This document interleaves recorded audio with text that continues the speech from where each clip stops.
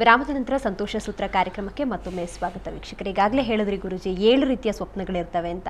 ಅದರಲ್ಲಿ ಯಾವ್ದು ನಿಜ ಯಾವ್ದು ಸತ್ಯ, ನಿಜ ಆಗ್ತವ ಇವು ಅಂತ?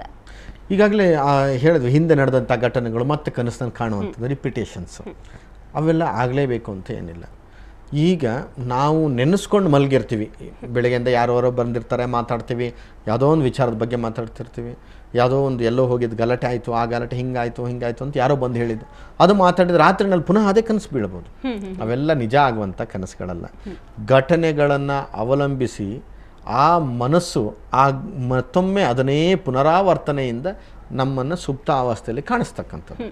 ಅದಕ್ಕೊಂದು ಕಥೆಯನ್ನು ಕಟ್ಕೊಳ್ತಾ ಹೋಗುತ್ತದು. ಅದು ಎಷ್ಟು ಕತೆ ಕಟ್ಟುತ್ತೆ ಅಂತಂದರೆ, ನಾವು ಇಲ್ಲಿರೋದು ಆ ಊರಿರೋದೆಲ್ಲೋ, ಈಗ ತುಮಕೂರಿನಲ್ಲೇನೋ ನಡೆದಿದ್ದು ಇನ್ಸಿಡೆಂಟು, ಅದು ತೊಗೊಂಡೋಗಿ ಡೆಲ್ಲಿನಲ್ಲಿ ತೋರಿಸ್ತಾ ಇರುತ್ತೆ. ಆ ಡೆಲ್ಲಿನಲ್ಲಿ ಇನ್ಯಾರೋ ಬಂದು ಅದನ್ನು ಗಲಾಟೆ ಎಲ್ಲ ಮಾಡಿ ನಾವೇನೋ ಹೋರಾಟ ಮಾಡೋಷ್ಟೊತ್ತಿಗೆ ಸೋನಿಯಾ ಗಾಂಧಿ ಬಂದು ಅದನ್ನು ಸರಿ ಮಾಡೋದು, ಮತ್ತು ಅಡ್ವಾಣಿಯವ್ರು ಬಂದು ಯಾರೋ ಸಂಬಂಧವೇ ಇಲ್ಲ, ಒಂದಕ್ಕೊಂದು ನಮಗೆ ಹೇಳ್ಕೊಳಕ್ಕೆ ನಾಚಿಕೆ ಆಗೋಂಥ ಕನಸುಗಳು ಇರ್ತವೆ. ಅಂದರೆ ಯಾರ್ಯಾರೋ ಬರೋಕ್ಕೆ ಸಾಧ್ಯ ಇದೆಯಾ, ಎಲ್ಲೆಲ್ಲೋ ಇರೋಕ್ಕೆ ಸಾಧ್ಯ ಇದೆಯಾ, ಅದ್ರ ಮಧ್ಯದಲ್ಲಿ ದೇವರು ಬರೋದು, ಆನೆ ಬರೋದು, ಹುಲಿ ಓಡಿಸ್ಕೊಂಬರೋದು, ಏನೇನೋ ಬರೋದಂತೆ. ಸಂಬಂಧ ಇಲ್ಲದೆ ಇರುವಂಥ ಕನಸುಗಳೇ ಹೆಚ್ಚಿಗೆ. ಇವುಗಳ ಮಧ್ಯದಲ್ಲಿ ಒಂದು ಅರ್ಥ ಮಾಡ್ಕೋಬೇಕು. ನಾನಾಗಲೇ ಹೇಳಿದೆ, ಅಣುಸ್ವರೂಪಿಯಾಗಿರ್ತಕ್ಕಂಥ ಮನಸ್ಸು ಯಾವತ್ತೋ ಕಾಣುವಂಥದ್ದನ್ನು ಇವತ್ತು ತೋರಿಸ್ತಕ್ಕಂಥ ಸಾಧ್ಯತೆ ಇದೆ. ಗೊತ್ತಿಲ್ಲದೆ ಎಲ್ಲೋ ಒಂದು ಸಂದರ್ಭದಲ್ಲಿ ಎಷ್ಟೋ ಜನ ಸೇರಿ ಏನೋ ನಡೀತಕ್ಕಂಥ ಒಂದು ಘಟನೆ ಇವತ್ತು ಕನಸಿನಲ್ಲಿ ಕಂಡಿರ್ತೀವಿ, ನಾವು ಮರ್ತೇ ಬಿಡ್ತೀವಿ, ಇಟ್ಕೊಳ್ಳೋದು. ಅದೆಲ್ಲ ಎಲ್ಲಿ ನಾವು ಕಲ್ಪನೆ ನೋಡಿದ್ದು ಇಲ್ಲ, ಕೇಳಿದ್ದು ಇಲ್ಲ, ಬಂದಿದೆ ಅಂತ ಬಿಟ್ಬಿಡ್ತೀವಿ. ಇನ್ನು ಯಾವತ್ತೋ ಒಂದಿನ ಅದು ನಡೆಯುತ್ತೆ, ಈ ಇನ್ಸಿಡೆಂಟ್ ನೋಡಿದ್ದೀನಲ್ಲ ಅಂತ ಅನ್ಸೋಕ್ಕೆ ಶುರುವಾಗುತ್ತೆ. ಅಂದರೆ ಕನಸಿನಲ್ಲಿ ಯಾವತ್ತೋ ಅದು ಬಂದು ಹೋಗ್ಬಿಟ್ಟಿರುತ್ತೆ. ಅಂದರೆ ಮನಸ್ಸಿಗೆ ಒಂದು ಶಕ್ತಿ ಇರೋದಂತೂ ಸತ್ಯ. ಯಾವತ್ತೋ ನಡೆಯುವಂಥದ್ದನ್ನು ಯಾವುದೋ ಒಂದು ರೂಪದಲ್ಲಿ ಕಂಡುಬಿಡುತ್ತೆ. ಇನ್ನು ಕೆಲವೊಂದು ಇನ್ಸಿಡೆಂಟ್ ದೈವಿತ ಅಂತ ಹೇಳಿದ್ನಲ್ಲ, ದೇವತೆಗಳಿಗೆ ಸಂಬಂಧಪಟ್ಟ ಹಾಗೆ ಅಥವಾ ಭಗವಂತನನ್ನು ಆರಾಧನೆ ಮಾಡ್ತಕ್ಕಂಥವ್ರು ಹೇಗೆ ಅಂತಂದರೆ, ಎಲ್ಲೋ ಒಂದು ಕಡೆ ಭಾವಿಕವಾಗಿ ಕನಸನ್ನು ಕಾಣ್ತಕ್ಕಂಥದ್ದು. ಇಂಥ ಕಡೆಯಲ್ಲಿ ಒಂದು ದೇವರನ್ನು ನಾನು ಪೂಜೆ ಮಾಡಿ ಬಂದಿದ್ದೀನಿ, ಅಥವಾ ಇಂಥ ಕಡೆ ದೇವ ಸಾನ್ನಿಧ್ಯ ಇದೆ, ಅಲ್ಲಿ ಹೋಗಿ ನೋಡು ಅಂತ ಕನಸಿನಲ್ಲಿ ಕಾಣುತ್ತೆ. ಹೌದು, ಯಾವತ್ತೋ ಒಂದು ದಿವಸ, ಇವತ್ತು ನಡೆದ ಘಟನೆ ಯಾವತ್ತೋ ಒಂದು ದಿವಸ ಆಗಿತ್ತು ಅನ್ನುವಂತಹ ಮನಸ್ಥಿತಿಗಳು. ಹೌದು, ಇಂಥ ಕಡೆಯಲ್ಲಿ ಏನೇನೋ ಘಟನೆ ನಡೆದು ಅಲ್ಲಿ ದೈವ ಸಾನ್ನಿಧ್ಯ ಇದೆ, ಆ ಗುಡಿ ಹಾಳು ಬಿದ್ದಿದೆ, ಆ ಗುಡಿನಲ್ಲಿ ನಾನು ಇದ್ದೇನೆ, ನೀನು ಬಂದು ನೋಡಬೇಕು ಅಂತ ಹೇಳಿ ಕನಸಿನಲ್ಲಿ ಹೇಳುವಂಥದ್ದು ಗೋಚರ ಆಗುತ್ತೆ. ಅದು ಅಲ್ಲಿ ಹೋಗಿ ನೋಡಿದಾಗ ಆ ಗುಡಿ ಇದ್ದದ್ದು ಹೌದು, ನಡೆದದ್ದು ಹೌದು. ಈ ಥರ ಆದಂಥದಕ್ಕೆ ಬೇಕಾದಷ್ಟು ಉದಾಹರಣೆಗಳಿದೆ. ಸಂತರು ಕಂಡಂಥದ್ದಿದೆ, ರಾಜರುಗಳು ಕಂಡಂಥದ್ದಿದೆ, ಎಷ್ಟೋ ಜ್ಞಾನಿಗಳು ಕಂಡಿರ್ತಕ್ಕಂಥದ್ದಿದೆ. ಹಾಗಂತೇಳಿ ಕಂಡದ್ದೆಲ್ಲ ಸತ್ಯ ಆಗಬೇಕು ಅಂತ ಇಲ್ಲ. ಸಾಮಾನ್ಯವಾಗಿ ಒಂದು ಬ್ರಾಹ್ಮಿ ಮುಹೂರ್ತ ಅಂತ ಬರುತ್ತಲ್ಲ, ಯಾವಾಗ ಮುಕ್ಕಾಲು ಭಾಗದ ನಿದ್ರೆ ಅವಸ್ಥೆ, ಅಂದರೆ ರಾತ್ರಿ ಅವಸ್ಥೆಗಳು ಕಳೆದು ಬೆಳಗಿನ ಜಾವಕ್ಕೆ ಸಂಪೂರ್ಣವಾಗಿ ದೇಹವೂ ರೆಸ್ಟನ್ನು ಪಡ್ಕೊಂಡು, ಬುದ್ಧಿಯೂ ಮನಸ್ಸೂ ರೆಸ್ಟನ್ನು ಪಡ್ಕೊಂಡು, ಇನ್ನು ಅಣುಸ್ವರೂಪಿಯಾಗಿರ್ತಕ್ಕಂಥ ಮನಸ್ಸು ಒಂದು ರೀತಿಯಾಗಿ ಎಲ್ಲ ವಿಶ್ರಾಂತಿಯ ಪಡೆದು ನಂತರ ಕಾಣತಕ್ಕಂಥ ಚಿತ್ರಣಗಳು ಏನಿದೆಯೋ ಹೆಚ್ಚು ಕಮ್ಮಿ ಆ ಸಂದರ್ಭದಲ್ಲಿ ಮುಂದೆ ನಡಿಬೋದಾದಂಥದ್ದನ್ನು ಗೋಚರಿಸುತ್ತೆ ಅನ್ನುವಂಥದ್ದನ್ನು ಹೇಳುತ್ತೆ. ಅಂದರೆ ಬೆಳಗಿನ ಜಾವ ಕಾಣೋ ಕನಸುಗಳೆಲ್ಲ ಸತ್ಯ ಆಗ್ಬೋದು ಅಂತ ಹೇಳ್ತೀವಿ ನೋಡಿ ಸಾಮಾನ್ಯವಾಗಿ.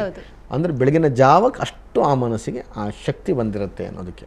ಹಾಗಂತೇಳಿ ಬೆಳಗಿನ ಜಾವ ಕಂಡಂಥ ಕನಸುಗಳೆಲ್ಲೋ ಸತ್ಯ ಆಗಲ್ಲ. ಯಾಕೆ ಅಂತಂದರೆ ರಾತ್ರಿಯಿಂದ ರೆಸ್ಟ್ ಸಂಪೂರ್ಣವಾಗಿ ತಗೊಂಡಿದೆ ದೇಹ ಅಂತಂದರೆ ಮಾತ್ರ, ಮನಸ್ಸು ಸಂಪೂರ್ಣವಾಗಿ ನಿದ್ರಾವಸ್ಥೆಗೆ ಹೋಗಿ ಸುಪ್ತಾವಸ್ಥೆಗೆ ಬಂದಿದೆ ಅನ್ನೋ ಮಾತ್ರ ಆ ಕನಸುಗಳು ಸತ್ಯ ಆಗೋದು.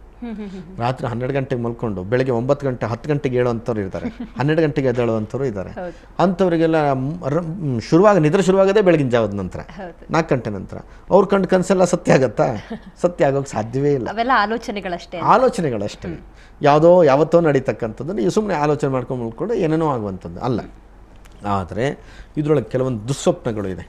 ಕೊಬ್ಬರಿ ಎಣ್ಣೆಯನ್ನು ಅಥವಾ ಯಾವುದೋ ಒಂದು ಎಣ್ಣೆಯನ್ನು ಹಾಕ್ಕೊಂಡು ತಲೆಗೆ ಹಚ್ಕೊಂಡು ಸಾಮಾನ್ಯವಾಗಿ ದಕ್ಷಿಣಾಭಿಮುಖವಾಗಿ ನಡ್ಕೊಂಡು ಹೋಗುವಂಥದ್ದು ಕನಸುಗಳು ಬಿತ್ತು ಅಂತಂದರೆ, ಹಂದಿ ಓಡಿಸ್ಕೊಂಡು ಬಂದಿರತಕ್ಕಂಥ ಕನಸು ಬಿತ್ತು ಅಂತಂದರೆ, ನಾಯಿ ಕಚ್ಚಿದ ಹಾಗೆ ಕನಸು ಬಿತ್ತು ಅಂತಂದರೆ, ಇವೆಲ್ಲ ಬಹಳ ಕೆಟ್ಟದು ಅಂತ. ಮುಂದೊಂದು ದಿನ ಏನೋ ಒಂದು ತಾಪತ್ರಗಳು ಆಗ್ತಕ್ಕಂಥ ಸಾಧ್ಯತೆಗಳಿದೆ ಅನ್ನುವಂಥದ್ದು. ಇನ್ನೊಂದು ವಿಶೇಷ ಅಂತಂದರೆ, ಹೆಣವನ್ನು ನೋಡಿದ್ರೆ ಕನಸಿನಲ್ಲಿ ಬಹಳ ಒಳ್ಳೆಯದಂತೆ.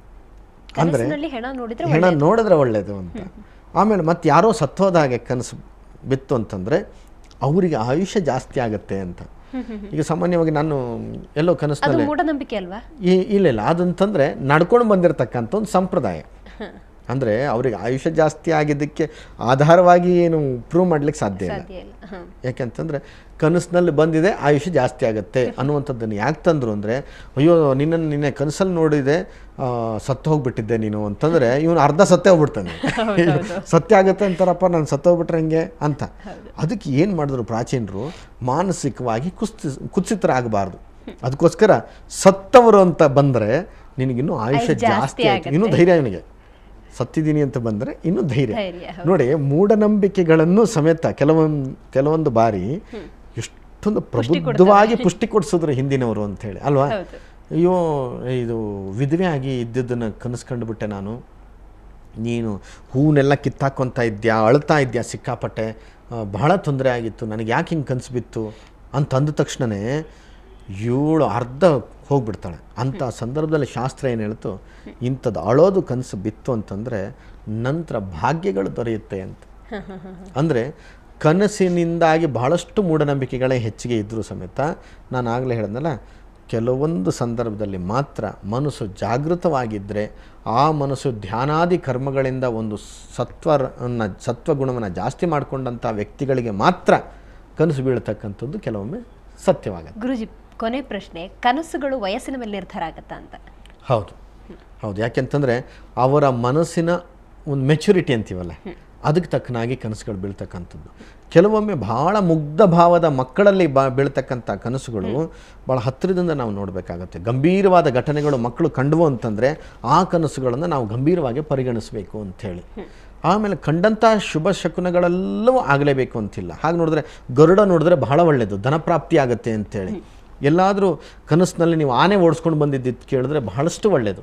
ಈ ರೀತಿಯಂಥ ಕನಸುಗಳು ಇದೆ. ಅದಕ್ಕೆ ನಡೆದಂಥದ್ದು ಕೆಲವೊಂದು ಘಟನೆಗಳಿದೆ. ಇವುಗಳೆಲ್ಲ ಅನುಭವಕ್ಕೆ ಸೀಮಿತ ಬಿಟ್ಟರೆ ಪ್ರಯೋಗಕ್ಕೆ ಸೀಮಿತ ಅಲ್ಲ. ಪ್ರಯೋಗ ಮಾಡಿ ಇದನ್ನು ಪ್ರೂವ್ ಮಾಡಲಿಕ್ಕೆ ಸಾಧ್ಯ ಇಲ್ಲ. ಓಕೆ ಗುರುಜಿ, ಕನಸುಗಳ ಬಗ್ಗೆ ಸಮಗ್ರ ವಿಚಾರವನ್ನು ತಿಳಿಸ್ಕೊಟ್ಟಿದ್ದೀರಾ, ನಿಮಗೆ ಧನ್ಯವಾದ. ನಮಸ್ಕಾರ. ವೀಕ್ಷಕರೇ, ಕನಸುಗಳು ಅಂದ್ರೇನು, ಕನಸುಗಳ ಶಕ್ತಿ ಅಂತದ್ದು, ಅದರಲ್ಲಿ ದುಸ್ವಪ್ನಗಳೇನು, ಸಿಹಿ ಸ್ವಪ್ನಗಳೇನು ಅಂತ ಇವತ್ತಿನ ಸಂತೋಷ ಸೂತ್ರದಲ್ಲಿ ತಿಳಿದುಕೊಂಡ್ರೆ ಅಂತ ಭಾವಿಸ್ತಾ ಇವತ್ತಿನ ಸಂತೋಷ ಸೂತ್ರ ಕಾರ್ಯಕ್ರಮವನ್ನು ಮುಗಿಸ್ತಾ ಇದ್ದೀವಿ. ಕ್ಷಣ ಕ್ಷಣದ ಸುದ್ದಿಗಾಗಿ ನೋಡ್ತಾ ಇರಿ ಸುವರ್ಣ ನ್ಯೂಸ್ 24/7.